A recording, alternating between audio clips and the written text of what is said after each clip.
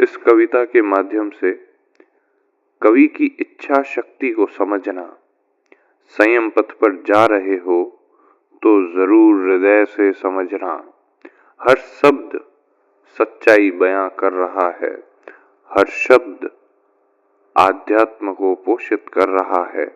और जब समझ आए तो यह सोचना कि असली संयम क्या है और किस दिशा किस मार्ग पर अपनी आत्मा को राह देनी है।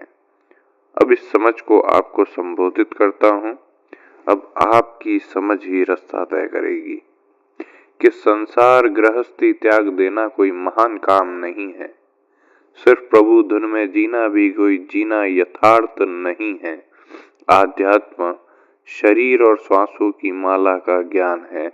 अपने इस शरीर रूपी तंत्र को समझना ही विज्ञान है। जब ज्ञान विज्ञान के रास्ते मंत्र रूपी मनन करता है, साधना की ऊर्जा ओढ़े खुद की आत्मा को परखता है, सप्त चक्र की नाड़ियों का प्रवाह समझ मुस्कुराता है, फिर धीरे धीरे परतत्वों को समझ परमात्मा बनता है। क्रोध मोह लोभ अहंकार का रिसाव खत्म करता है। हृदय जब खुद ही में कोमलता को बुनता है, तब जाकर असली साधक खुद ही खुद में जीता है। और खुद में जीना ही तो असली त्याग की सीरत है। धर्म के नाम पर चलती आजकल प्रबल राजनीति है। दुखद है, त्यागी मूर्त कहे जाने वाले भी शामिल है। इसलिए धर्म की चादर का त्याग भी सत्य कसौटी है। मूल रूप से मूल होना ही इस कलयुग में जरूरी है। कर्मों की निर्झरा से पहले कर्म को समझना जरूरी है। मुकुट चक्र तक प्राणवायु खींचने की क्षमता जरूरी है।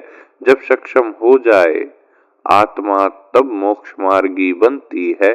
सत्य यही है, सत्य राह में जागना अति जरूरी है। अब तुम पर इस मृत्यु लोक में मृत्यु कैसे चुननी है और आत्मा की गति को आत्म दिशा कैसे देनी है। धन्यवाद।